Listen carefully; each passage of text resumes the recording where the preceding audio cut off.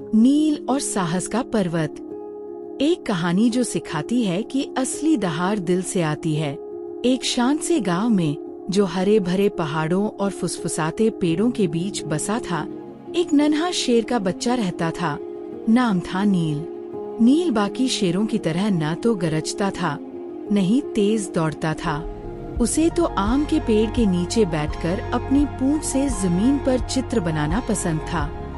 बाकी शावक हंसते और कहते, तू असली शेर नहीं है, असली शेर दहाड़ते हैं। नील चुपचाप सिर झुका लेता और सोचता, शायद मैं बहादुर नहीं हूँ। एक दिन गांव के सबसे बुजुर्ग हाथी दादा ने सब जानवरों को बुलाया।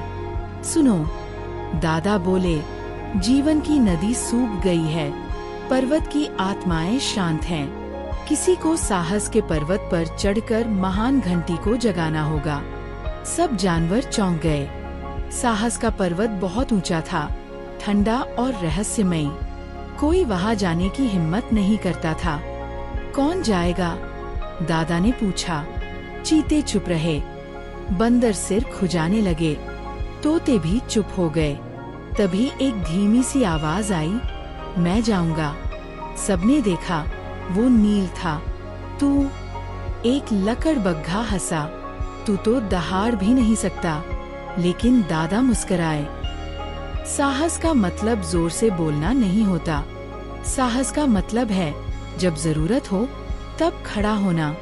और इस तरह एक छोटी सी पोटली में कुछ जामुन और दिल में उम्मीद लेकर नील चल पड़ा। रास्ता कठिन था, पत्थर, चढ़ाई और कांटे। नील के पंजे दुखने लगे, लेकिन वो रुका नहीं। रास्ते में उसे एक गिरगिट मिला, टीको, जो कांटों में फंसा था। बचाओ, मैं हिल नहीं सकता, टीको चिल्लाया। नील ने धीरे धीरे कांटे हटाए और उसे आजाद किया। धन्यवाद, टीको बोला। तुम कहाँ जा रहे हो? साहस के पर्वत पर, नील ने कहा। टीको चौंका। बहुत हिम्मत है, क्या मैं साथ चल सकता हूँ? जरूर, नील मुस्कराया। थोड़ी दूर पर उन्हें एक चिड़िया मिली, जूरी, जो अपने घोंसले से गिर गई थी। मुझे उड़ने से डर लगता है, जूरी बोली। नील ने उसे पेड़ पर चढ़ने में मदद की और कहा, तुम सोचती हो तुम डरपोक हो, लेकिन तुम बहुत मजबूत हो। जूरी ने पंख फैलाए और उड़ गई। फिर वापस आई और बोली, मैं भी साथ चलूंगी। अब तीन दोस्त, नील, टीको और जूरी, पर्वत की ओर बढ़े। जैसे जैसे वे ऊपर पहुँचे, बर्फीली आंधी आ गई। रास्ता गायब हो गया। मुझे ठंड लग रही है, टीको कांपा। मुझे डर लग रहा है, जूरी फुसफुसाई। नील ने ऊपर देखा, बादल गरज रहे थे, लेकिन उसे दादा की बात याद आई। साहस का मतलब है जब जरूरत हो तब खड़ा होना। हम एक आश्रय बनाएंगे, नील बोला। तीनों ने मिलकर पत्ते, लकड़ियां और बर्फ से एक छोटी सी गुफा बनाई और उसमें छिप गए। रात को नील ने तारों की कहानियां सुनाई, नर्म आवाज में, लेकिन दिल से। सुबह सूरज निकला। अब चोटी पास थी। वहां खड़ी थी महान घंटी, चांदी जैसी चमकती, लेकिन शांत। नील ने उसे बजाने की कोशिश की। कुछ नहीं हुआ।